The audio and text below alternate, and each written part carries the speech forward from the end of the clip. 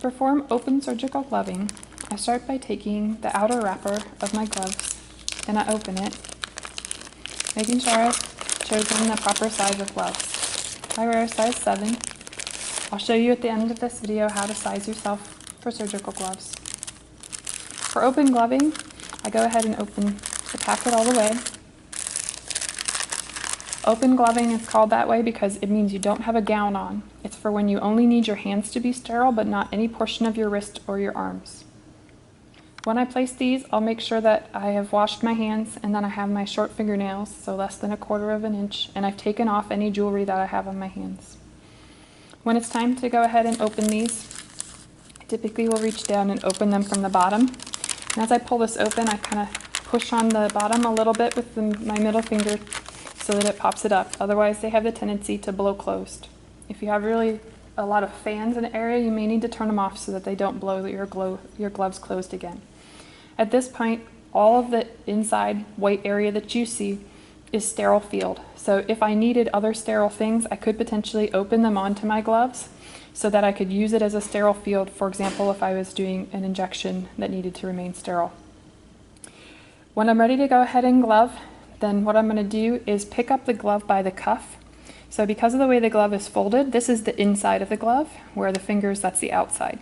The inside of the glove is going to go against my hand, so that's not going to remain sterile. That's okay. The outside of the glove is what needs to remain sterile. Most people will put on their non-dominant hands glove first. And so I've picked it up and I'm holding only by the inside of the glove. And so when I pick it up, I'm going to take my hand and I'm going to slide my hand into the glove like this. And so now that hand is gloved, and then I'm going to take my gloved hand because now my gloved hand is sterile. So at this point I can touch my sterile field with it, or I can touch parts of the outside of the other glove. So I'm going to reach my palm into this pocket that's created in the glove, and I'm going to pick the glove up, making sure not to touch my right hand to my left. I'm now going to go ahead and just slide the right hand in.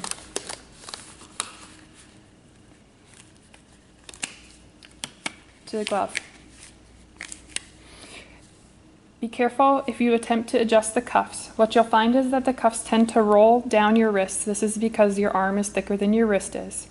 If I go back and I move this and I've touched it somewhere where it's either touched my arm or where I've used it in donning the gloves, then I contaminate this glove. It's better to recognize and just leave the cuffs where they are as long as they're on your wrists, and recognize that only your hands are sterile. Your wrists are not sterile at this point, so there's no advantage in having them covered.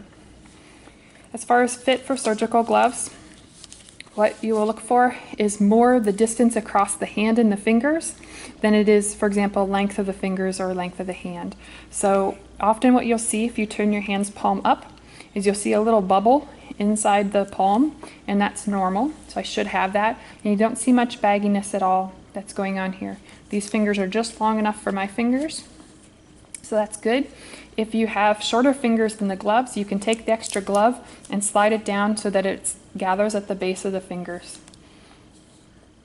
When I look at them from this side, I do have some wrinkles in them, but for the most part, I don't have those wrinkles in the fingers. So I don't have extra glove in the fingers, maybe with the exception of the tip of my pinky.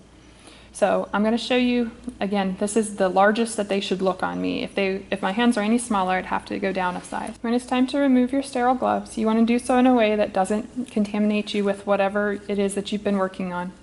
And so what you can choose to do is, again, if this part of my hand is dirty, I can reach down into the cuff, and as I pull this glove off, I'm going to pull the glove inside out so that now anything that was blood or something that was on my hand is now in that glove. And then I can come to the other hand and I can grasp the cuff and draw it over the first one. And now I've removed the gloves without getting my hands dirty. I've now put on a pair of 7.5 gloves. My normal surgical glove size is a 7, so these gloves are too big. You'll see when I turn my hand over that there's not really much of a bubble in the palm of either one. There's also a significant amount of wrinkling across the palm of my hand, and there's actually extra latex in the fingers, particularly the thumb.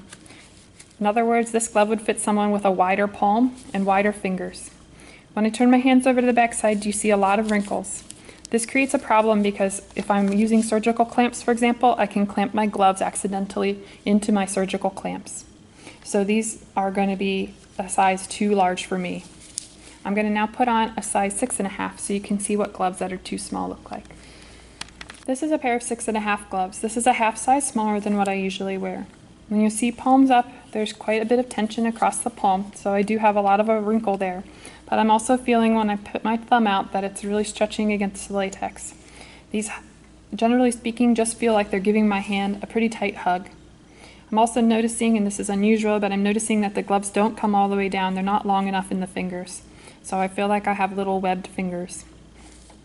When I turn my hands over, there's not much extra space in the gloves on this side either. So I have a little bit of extra again in the finger of the pinky, but the others are tight.